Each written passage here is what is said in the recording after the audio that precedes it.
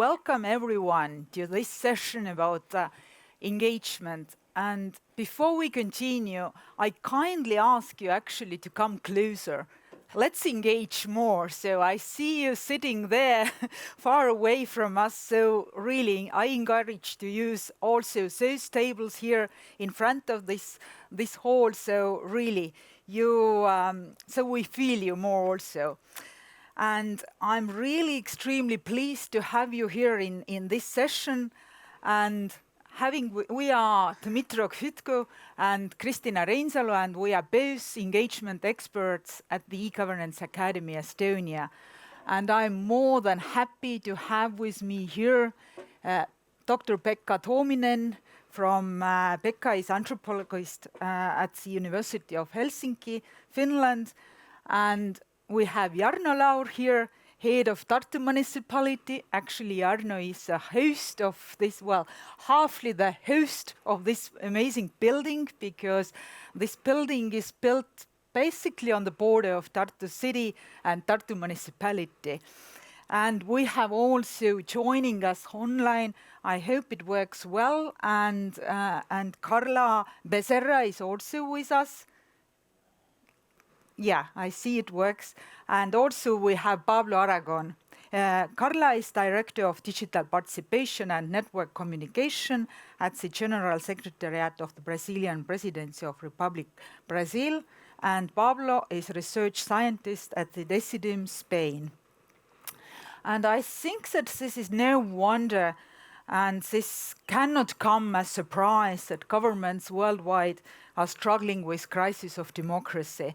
And one solution to address this problem or this crisis is innovating with participatory democracy. And one really great democratic innovation is participatory budgeting.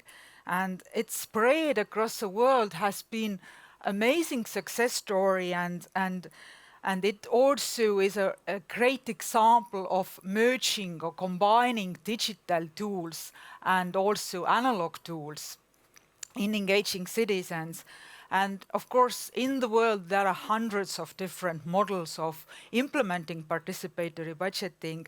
And since Estonian E-Governance Academy has been really hands-on on implementing, designing and implementing participatory budgeting, I dare to say that this indeed is this initiative has had an impact in guiding municipalities all across the world in engaging and understanding the value and beauty and benefit of engaging citizens.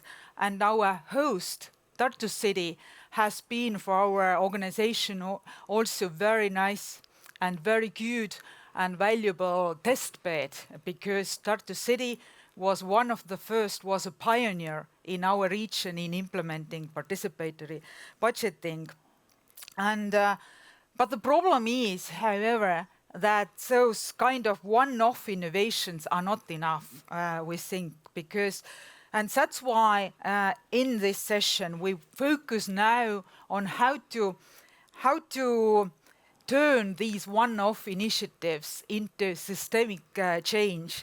And that's why our main question in this panel is, how do we mainstream citizen participation in government, in municipalities, in government, in public authorities, and how, for instance, participatory budgeting works in different contexts, and what are the lessons learned from this democratic innovation. And to find the answers, we really have invited here an amazing pool of participatory budgeting experts, and who of course have different experiences in other type of citizen engagement initiatives. And really, without further ado, we will let them to share their extensive experiences. I will now hand it over to Dmytro. Yes, our first speaker is Carla Becerra. She's from Brazil, the birthplace of participatory budgeting, as you know. She's a practitioner because she's working in the civil service, but she also worked as a scholar She's a member of the People-Powered Board of Directors, a global hub for participatory democracy. And she is responsible for the Brazil Participativo platform. So she knows, hands-on experience how it works there. So Carla, the question to you is the following. What's the vision and experience of digital participation in participatory budgeting in Latin America, the regional perspective? Hello, everyone. It's nice to be here. Can you hear me well? Yeah.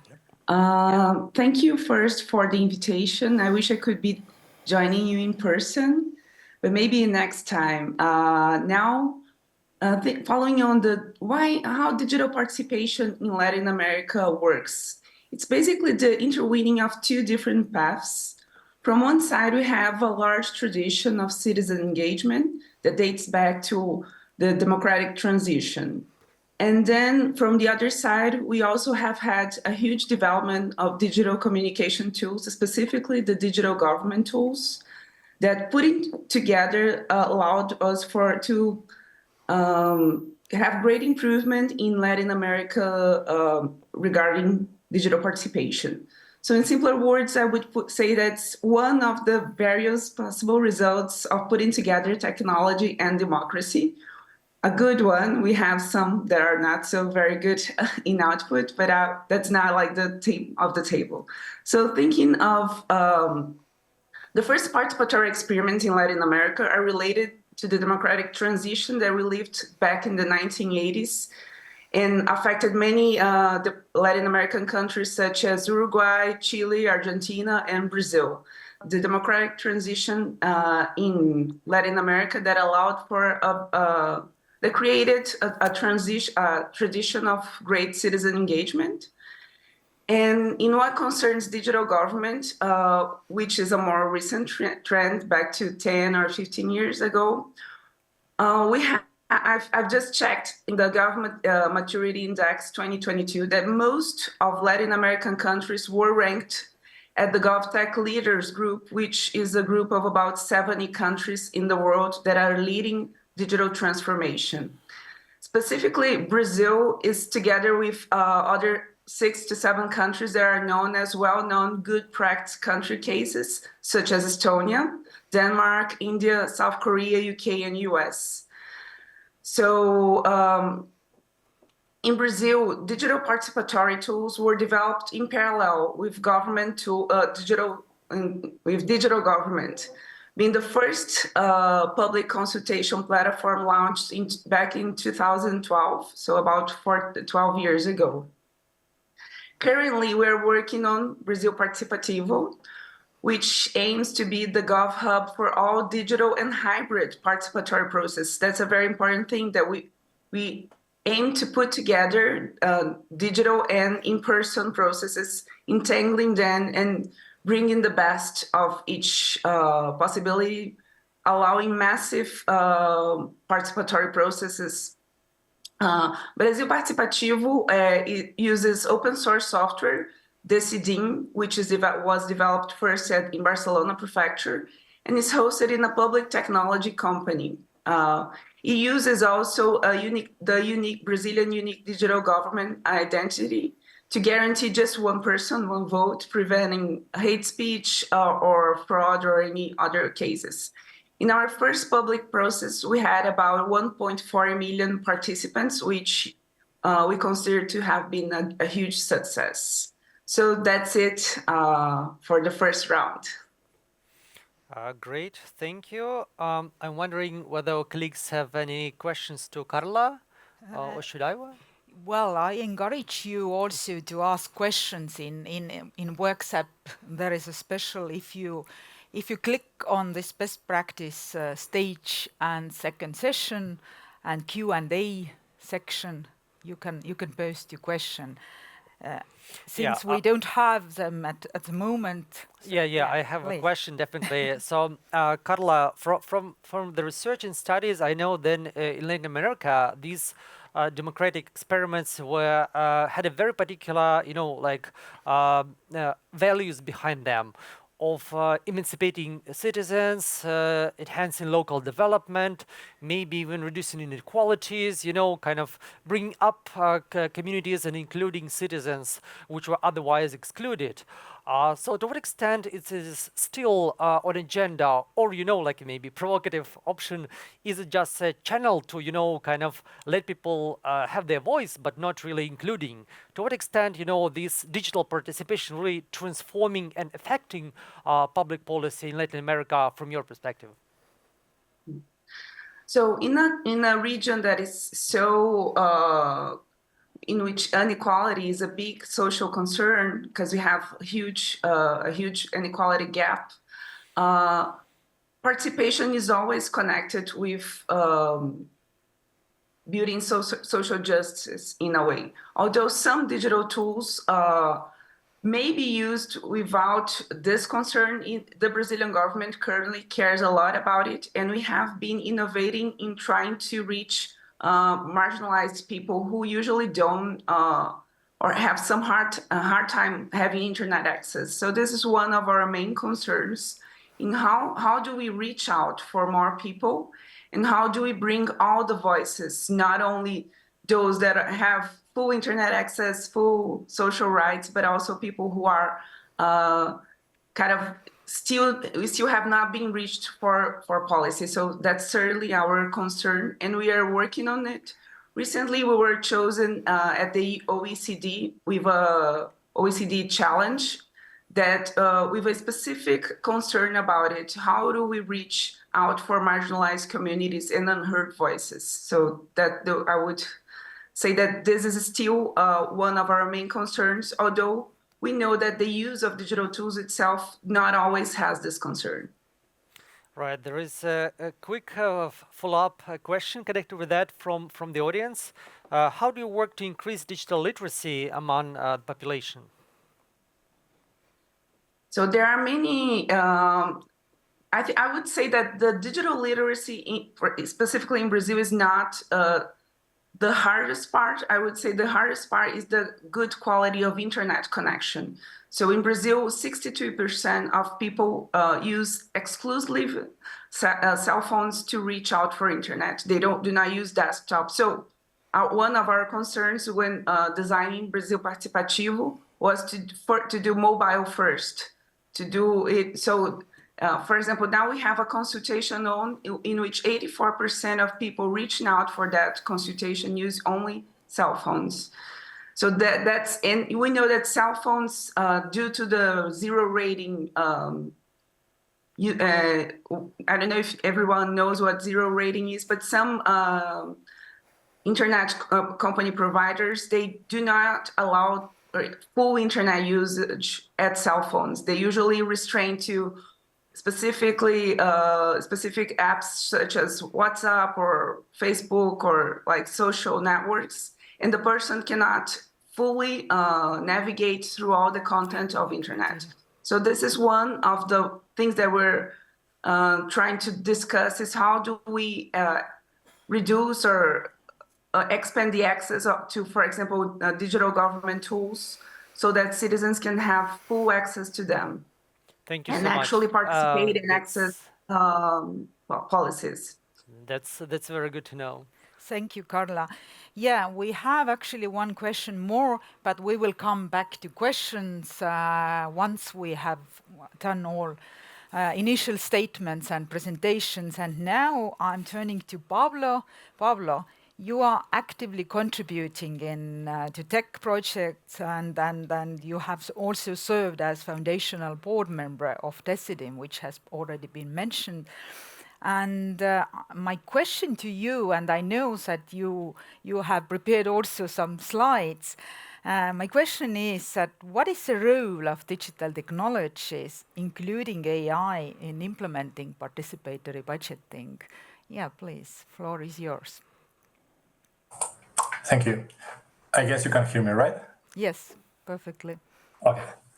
Thank you. So first of all, thank you very much for inviting me to this panel. It's very exciting to be there, although it is online. Unfortunately, Carla and I were not in Tartu, but this is very exciting to be part of this session. So regarding the role of digital technologies for participatory budgeting, the first benefit that I can imagine is about the scaling participation. So we are thinking about a context like Brazil, with millions of citizens to be involved in a participatory process and to be engaged. It's very hard to do so without digital technologies nowadays. So I think this is one possibility. The main problem of scaling the participation is that then institutions maybe are not so well equipped to process and to gather and all that information that is created by collective intelligence. But at the same time, digital technologies, and now with machine learning and AI, they can provide some features to facilitate the evaluation of proposals, to find similar ideas to be merged, or to find keywords or narratives that needs to pay special attention. So it can create a problem, but also that challenge can be addressed as well by technologies. Another aspect that relates to what Dr. Carla Becerra mentioned is the accessibility and engagement that can be improved by digital technology. So for sure, there is the issue of digital divide every time that we talk about digital technologies. But also we think like a few years ago, when we were doing the pandemic and with the confinement state, it was very hard to keep like participatory practices face-to-face. So digital technologies become key to facilitate those processes in the digital space. So it was very useful. And while it is true that digital divide is an issue and people who are excluded can be prevented from participating, this has already happened in the physical spaces. So access to town hall, city council, or institutions sometimes can be very hard for people who are less privileged. So digital technologies, and particularly through mobile, as Dr. Becerra mentioned, can help people to engage in the political process that maybe otherwise it would be much harder. And finally, I can think that they can enhance transparency and trust, particularly if they are free open source technologies like Decidim, because the code is open, the code is free, and the data is open data, so it facilitates the auditing and citizens to audit the political process. But even that the technology can be done in a way, as I want to present today, it's not only about the way that technology is, see if I can share my screen. Please. It's not only about the design of technology, it's also the way that then practitioners configure that technology. So for sure, like technologies, as I mentioned, playing this important role in participatory budgeting. And technology, as we know, is not neutral. Technology, as any human endeavor, is political because it's done by humans and it embeds political values. So there is not such a thing as technology who are free of values or that are neutral. But it's not only about the design of technology, also the way that we configure technology, the way that we tailor software, it affects the practices around that technology. And in the case of participatory budgeting, we were interested in knowing what are the existing configurations that you can do for participatory budgeting with digital technologies, and also how this configuration relate to different forms of civic participation. So this was part of our research project we finished last year. And for that project, we collect data from Decidim. Decidim, because there are hundreds of instances around the world, is very modular, so the admins can configure the processes by choosing different kind of components and steps. So it's perfect for that case. It includes participatory budgeting. So we examined more than 30 cases from Spain, France, and Finland, the city of Helsinki, and we conducted exploratory methods to see what were the configuration of participatory budgetings, how steps were done, and how they affect the democratic process. I will go very fast because I prefer to explain this maybe in a Q&A with questions. But what we did is we analyze these 31 processes. We get into account which kind of steps they included, and then we see whether they were more open, like fully open for citizens, or more control with the role of the public administration, and whether like the steps were more individual oriented or they were more community oriented. And we were able to see that there were different kinds of participatory budgeting experiences in these two axes. Like, for instance, individual oriented could be something like ideas collection, voting, and results.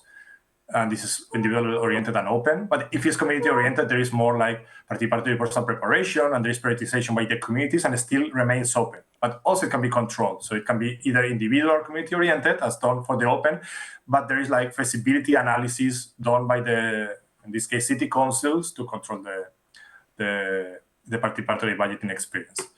So just to summarize, like we did this analysis and we found like many different kind of configurations in digital participatory budgeting with the same technology, the CDIN, and we saw that this configuration can present different forms of participation, more community-oriented, some other more individual-oriented, and for sure some more closest to direct democracy, some others more related to institutional politics with the control of the public institution. And these dimensions also touch on key aspects of how democracy functions. So my main takeaway is like technology is not neutral, but it's not neutral not only at the design level, but also at the configuration level.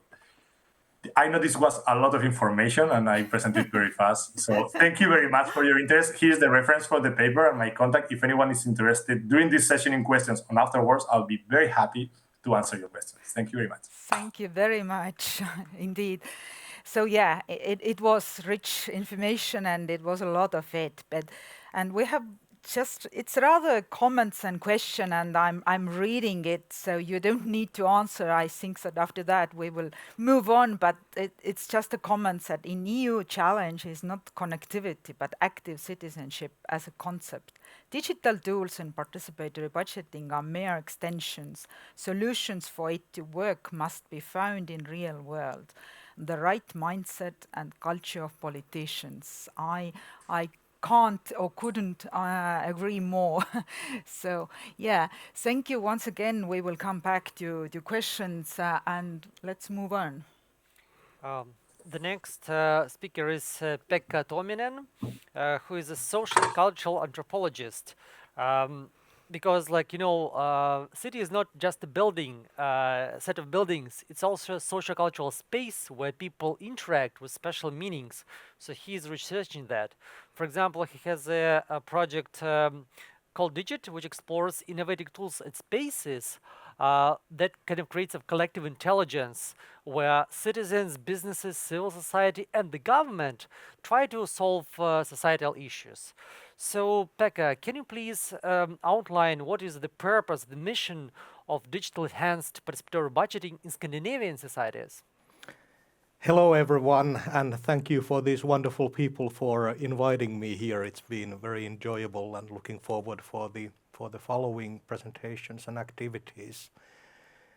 As social and cultural anthropologist, I'm not looking at the technology by itself, but how it's integrated to much broader socio-cultural processes. And in Finland, we've got really interesting situation that there is huge demand for different kinds of democratic innovations.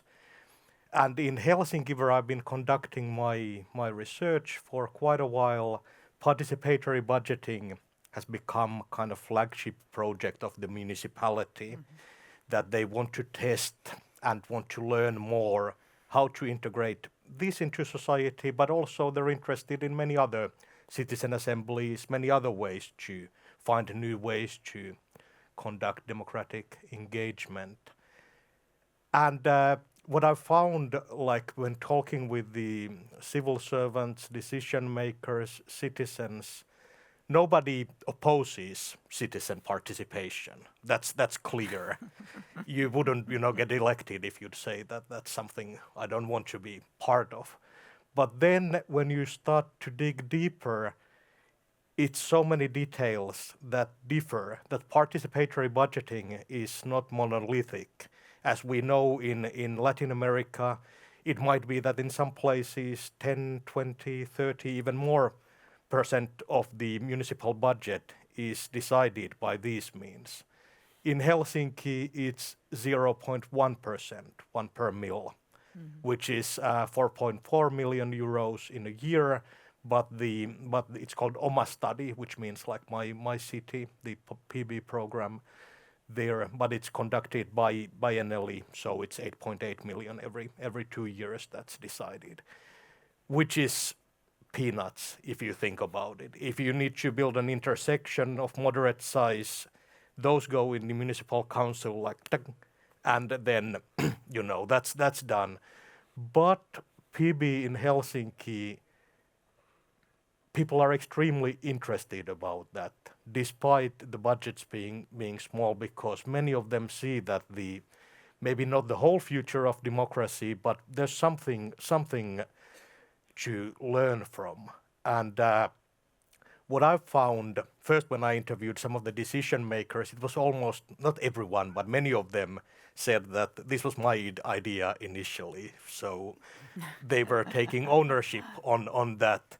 And it's also quite a different ambitions in that. Now I'm generalizing a bit, but generally on the left side of the political spectrum, the focus is more on deliberation, on developing new forms of democracy, on initiating these forms, on getting the youth to participate. Towards the right, it's more on efficiency, on this specific notion of direct democracy, of doing streamlining decision-making processes, so on. So they might look very, very different. And when we've done comparative studies in Scandinavia and also globally, you see that many of the different stages, different rules, they change the process considerably. And technology plays huge part in that.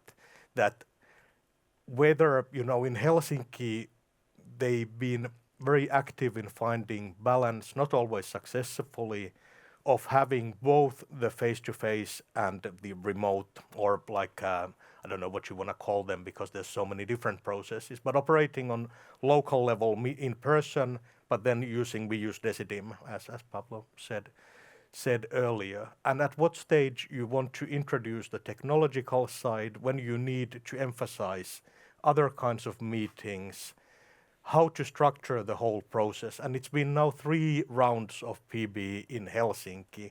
And I think we've learned quite a bit in that, especially on how to keep people engaged.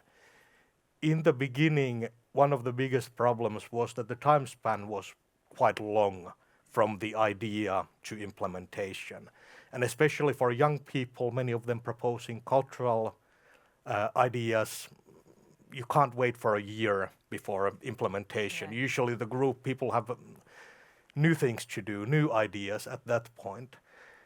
So how to combine sharing the ideas digitally for large groups of people, but still have this intimate connection that you feel that you're genuinely part of the process. It doesn't stop for some time. It doesn't feel that the ideas disappear somewhere.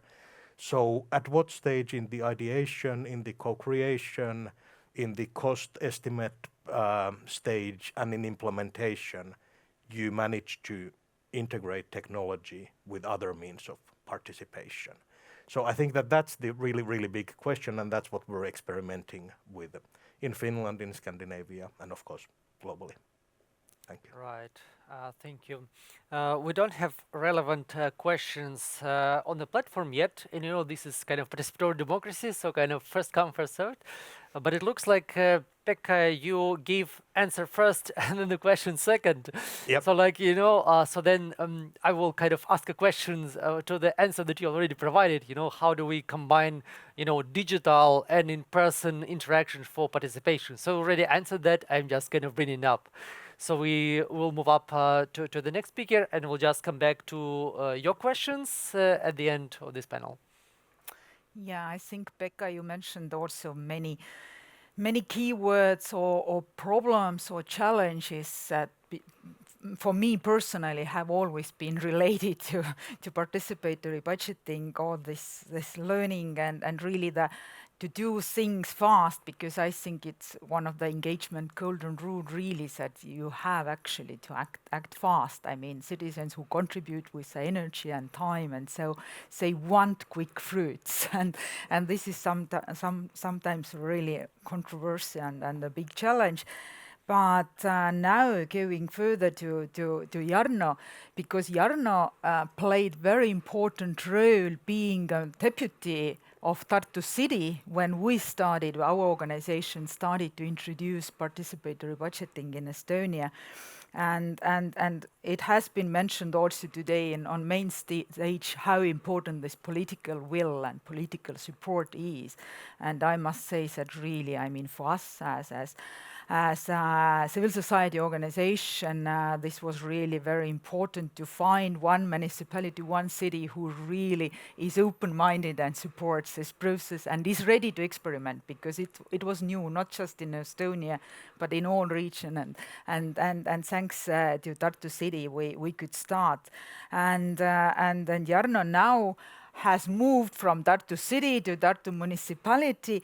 And for those who have had a moment to look around of this amazing building, you have seen how much property development, how much urban space planning is happening around here. So my question, being the mayor of Tartu municipality, is that how much you see the role of digital power and generally of PB for participatory urban planning, how much it influences, teaches, and educates also people to be participating more in urban planning, and both sides, of course, municipalities as well.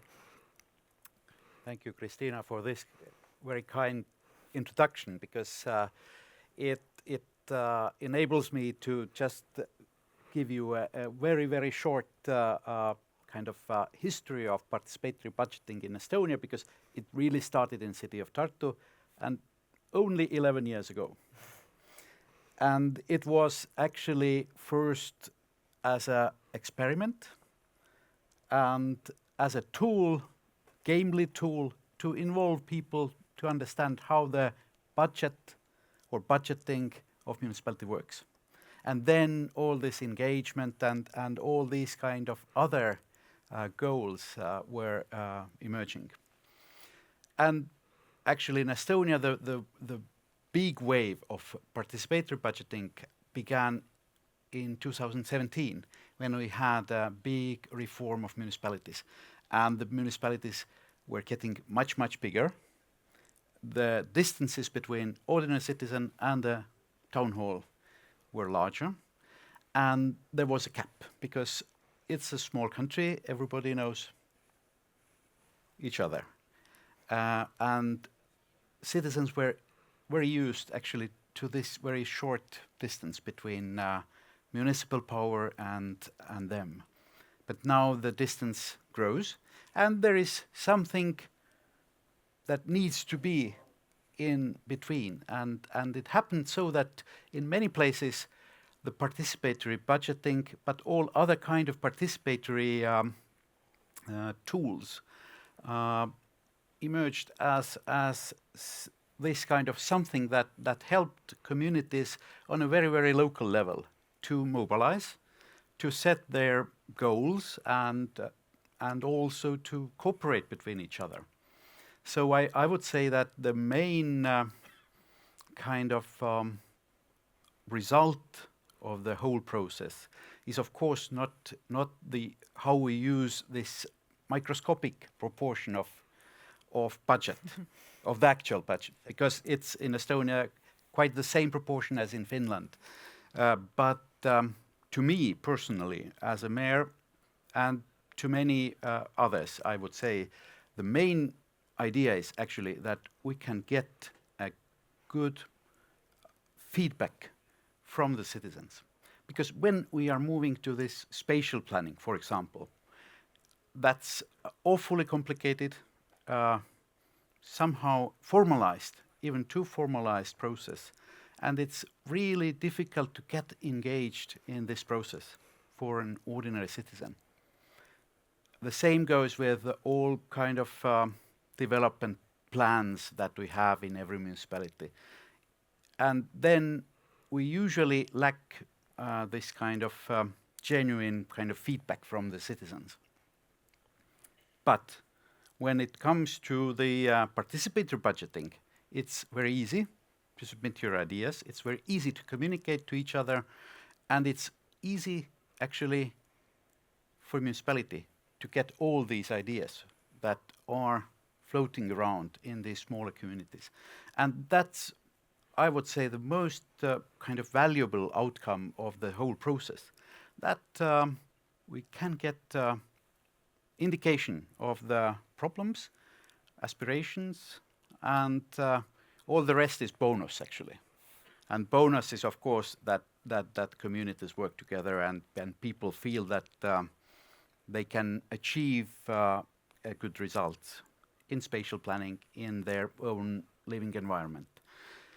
So that's something that I would say if we have now the turnout like 10% of citizens, it's I would say it's still very good because we still can get a lot of ideas out of that. But of course, we need to think how to get more people involved. And we are experimenting all the way even now. So we're trying to get this process to schools, to have this kind of youth participatory budgeting. And we had an experiment last year that was actually great, and turnout of the voters was much higher actually. But it's easy to get this at school. Yes, thank you very much. Last time I checked, there was no particular question regarding this, but yeah, just to reflect or basically to answer to the same question I had to you, in my opinion, here in Tartu City and Tartu municipality, participatory budgeting has had indeed a major impact on how different decisions are made in public administration, because either in urban planning but also other issues, because really the similar model of crowdsourcing ideas from citizens, adding extra expertise to this, organizing face-to-face deliberation, and then letting citizens to vote is used in so many different processes now, thanks to experimenting and having learned from participatory budgeting. Just an example, the Cultural Capital Program of for Europe 2024 for Tartu City has been crowdsourced basically using the similar model of participatory budgeting. And I dare to say that this is thanks to participatory budgeting as a learning by doing exercise.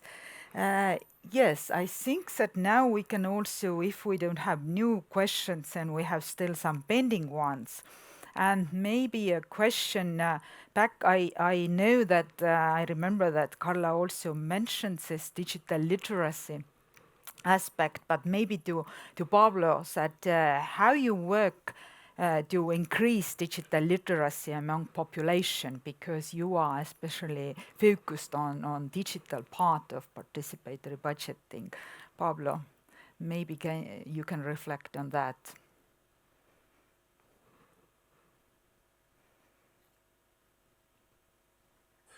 Okay, that is an excellent question. So I can imagine in two different levels of data literacy. There are many levels. One of them is at the level of participants. So since the CDIM was launched as the CDIM Barcelona in 2016 as a CDIM as a platform for any other technology for any other platform and public institutions, civic organization interested in, there have been like a lot of work on trying to have features that connect the online space with the offline space. So having like a features of meetings to make like for every participatory process, like physical events in which there are facilitators and people, and people providing literacy to citizens in spaces that are typically profiles excluded from the digital process. So like civic centers, like markets, squares.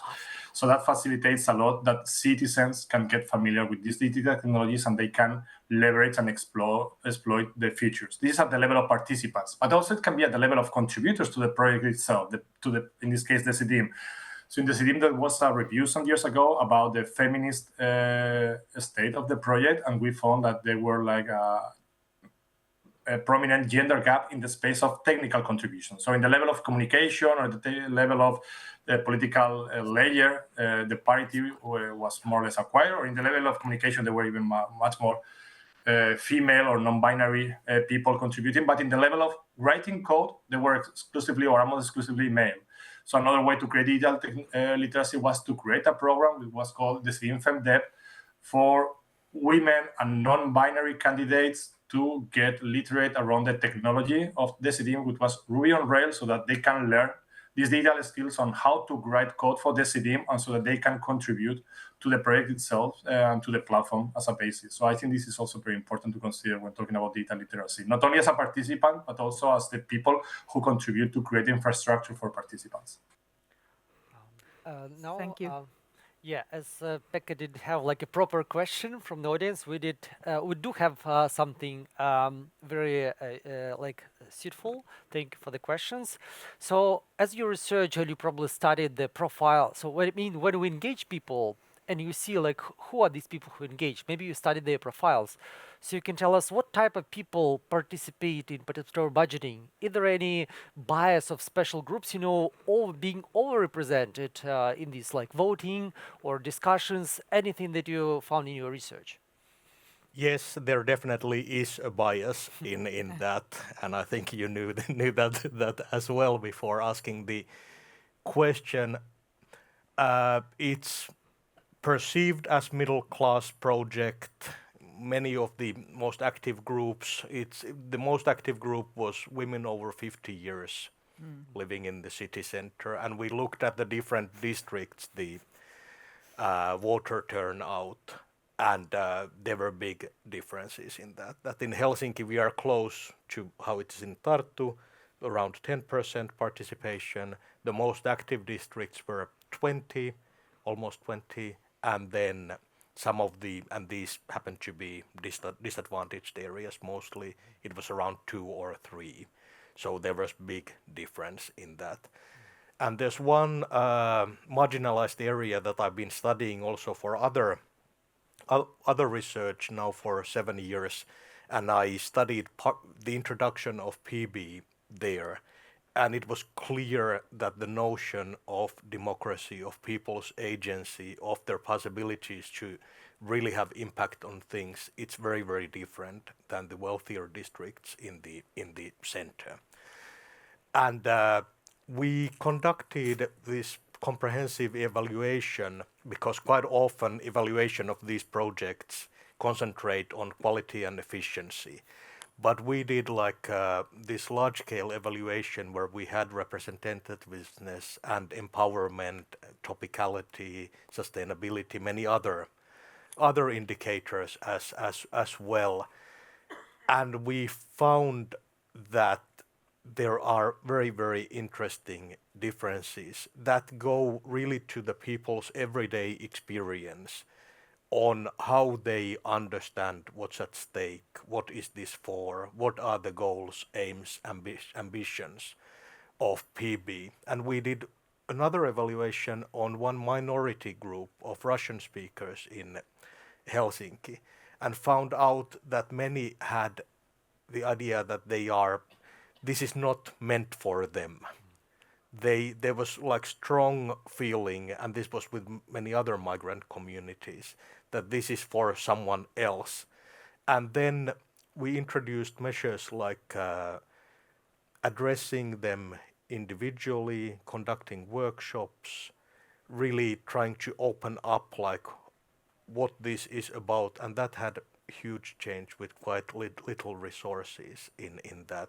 So I think that it's very, very important to be sensitive in these differences that might be between different districts, might be between different social classes, and of course the digital literacy plays big role here as well. And just to finish, in Helsinki there's been this very successful system, we call them borough liaisons. So all the major districts have the city has employed people who uphold these connections, who go also to the care homes for the elderly, to schools, libraries, to talk about this, to show how Decidim works, to help with all kinds of concerns that there are with this. So I think again there's no one best practice, but you have to look carefully, you have to evaluate carefully and learn about that, to find also the groups that are not participating actively in this. But there's still a long way to go in that. It's improved, but not nearly there. Yeah, thank you very much. Well, there is one simple question. I mean, simple in a way that in at least how it is solved in Estonia, that how do you make sure that only residents of this or that municipality region are able to participate at the poll and exclude the non-residents? Well, in Estonia, again, we have electronic system, digital system for municipalities, which whenever a citizen logs in with digital ID card, the system recognizes, collects data, exchange data, and recognizes that this particular citizen is resident, official resident of this municipality. So everybody is free to propose ideas, proposals, but voting right do have only registered citizens. I must say that I have had heavy discussions with Tartu City, and we finally city accepts that students who are full-time students here, and we have many, if you have already noticed, they also have right to vote now, but it was in the beginning only registered citizens. So the system does, digital tools will do the job. I'm not sure how it is everywhere. I think Pablo, Kalla, maybe you can comment. Is it important to have this very strictly regulated, that voting right for PB or other to have only registered citizens? Kalla. Maybe I can. So I think there are two things. One is about direct voting and voting rights, which is slightly different in Latin America than in Europe. In Latin America, voting is a right, but it's also mandatory. That's considered to be important because otherwise politicians would not reach out for like rural communities or would not make the effort for them to vote. So we do have like a percentage rate of participating in elections in around 80%, which is higher than the average of European countries where voting is optional, right? This is one thing. The other thing is regarding participatory budgeting or other participatory tools. We do not have any mandatory situation like the voting ones, but we do have some regulations. So usually it's connected to the citizenship for voting is usually the same citizenship used for participating in participatory processes, and each one has a different regulation. So we do have national regulations for what we call city participatory councils, which is usually related to specific themes such as health or social work or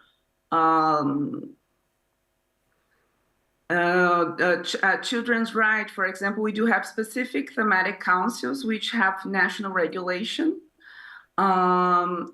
And in cities, each city has its own reality, so they choose whether they want to regulate it, to make a law, and define who can or not participate. In Brazil, we do not have the same issue of migration as you have in Europe. So most of our, we do have a recent trend of people from Venezuela and Haiti coming in the country, but they represent a very tiny percentage of the population, and this is it's not like the main issue that we address, but we do have a specific council for migrants as well. But it's usually like in bigger cities like São Paulo or Rio, where most of migrants actually are living. So I would say that we have different, like to summarize, we have different ways to tackle it. You can regulate in many different areas and really depending on the process, but it definitely is connected with the idea of citizenship and direct voting itself, with democratic rights in general. Thank you. And Pablo, please, very short comment if you can. Sure. So I very much like the comment by Dr. Tuominen about there is no single best practice. There is no a single solution because I feel like in this panel, I feel like surrounded by techno-optimists, but not techno-solutionists. And I think this is very positive here. So in terms of how to handle voting, I think this is the right answer that connects with what Carla and Dr. Becerra just said. Like there is not a single experience, and it should be like well addressed to the specific context. So I can talk about the case of Barcelona because it's the one that I know best. So for the case of the instance of the city in Barcelona, since the very first participatory process, what it was done is that any citizen of the world was able to contribute to the project, to the process. So the only requirement was to create like an account with an email, or just to go to a physical event that things were going to be discussed, and there was no need in the case for registration. There was only one action that was restricted to residents in Barcelona, which was voting. And it was not voting; it was supporting proposals. So the idea was like to open participation to any citizen in the world to collective intelligence, and just to restrict the specific ones, in this case, proposal supports, to the resident just because of legislation. So I think this is the right way on how to open participation and promote citizen participation at the same time, make a process that is well aligned with the existing legislation. So I think this is brilliant. Thank you very much. Just a short comment that we are still in the beginning of conference, so we are still techno-optimists. Maybe when we realize more about AI and all that stuff, maybe we will change our minds. So thank you, but the time flies, so I'm really sorry to say that we are starting. We have to wrap up the session, and yes, Dmitry, Yeah, I would please. say that Pablo unintentionally answered one of the questions on the platform from the audience. He said there is no single solution because there was a question like, should you introduce a unified framework for all the 26 states? You know, well, some people want that. Maybe that's a question for the previous speaker about from the European Commission. You know, but I would like to kind of summarize. So we talked about the importance of digital technologies to provide access to people to participate in the first place, but also the importance of personal connection and touch, so that we hear human voice here. We heard how political, ideologies, they shape the design of participatory budgeting, but also how citizens' input shapes the agenda of urban reforms in town. And we heard how can we get like around 10% of people in a kind of really big cities, but also see the difference, the diversity and the challenges involving certain groups. The most important point that we talk about details, and there is a common consensus that we should involve citizens online, offline, and help them shape policymaking for a better local development. Thank you very much. Thank you, our panelists, and Bess also joining us online.